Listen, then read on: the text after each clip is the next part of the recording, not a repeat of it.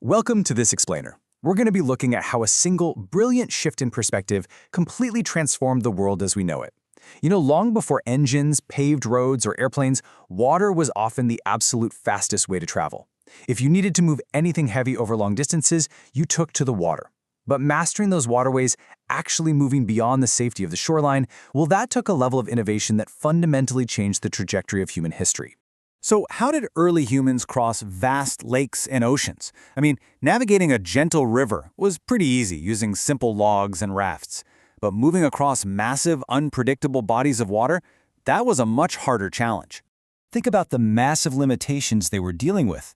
Rowing and paddling required great, exhausting physical effort. It's just a constant battle of human muscle against the water. And that physical strain severely limited how far people could travel, not to mention how much cargo they could bring.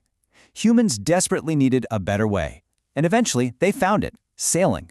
It completely flipped the script, harnessing wind power to allow for vast travel with much heavier loads. It all started when somebody noticed something remarkable. They saw that the wind could push objects across the water surface with incredible force, and instead of fighting the wind, they wondered if they could use it. They decided to stop battling nature and start collaborating with it.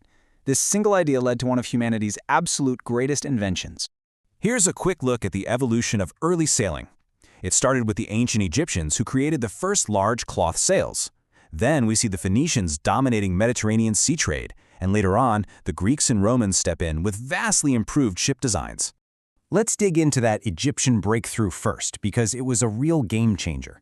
Thousands of years ago, they were among the very first to build boats with large cloth sails. Just picture the moment the wind caught those sails for the first time. It pushed the boats forward and totally eliminated the need for constant, back-breaking rowing. All of a sudden, they could carry much heavier cargo loads, and it enabled them to travel much farther than sheer muscle ever allowed. And obviously, an idea this good spread like wildfire. Other civilizations eagerly adopted it. The Phoenicians became incredibly famous sailors. They used these sailing ships to actively trade across the entire Mediterranean Sea. They were transporting precious goods, sharing brand new ideas, and connecting distant cultures that otherwise would have stayed completely isolated. So, how did they go from drifting to actually mastering the wind? It happened in 3 main steps. Step 1. Simply drifting with the wind. Step 2, developing better, more efficient sails. And Step 3, the really crucial one, improving steering techniques to travel in many different directions. That last part is where the Greeks and Romans really shined, making sailing faster, far more reliable, and completely changing how we navigated the seas. Fast forward through centuries of refining this technology, and we hit a massive global shift. During the Age of Exploration, sailing absolutely changed the world. This simple innovation allowed brave explorers to cross vast, unpredictable oceans. The snowball effect here is just staggering.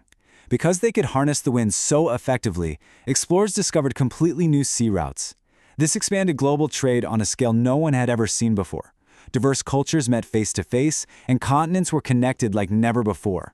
The world literally went from isolated pockets of humanity to a deeply interconnected global network. Now, obviously, things look a bit different today. Our modern cargo ships use incredibly powerful engines to cross the seas. But sailing? It's still very much alive. It remains hugely popular for sport, recreation, and it's proudly preserved in traditional vessels all around the world. The thrill of catching the wind just hasn't faded. And that brings us to our final takeaway for this explainer. Every single sailing ship in history, from ancient times to today, began with one beautifully simple observation. The wind wasn't an obstacle, it was a source of power waiting to be used. It really makes you wonder, right? What other perceived obstacles in our own modern world are actually just sources of power, waiting for us to shift our perspective and finally harness them?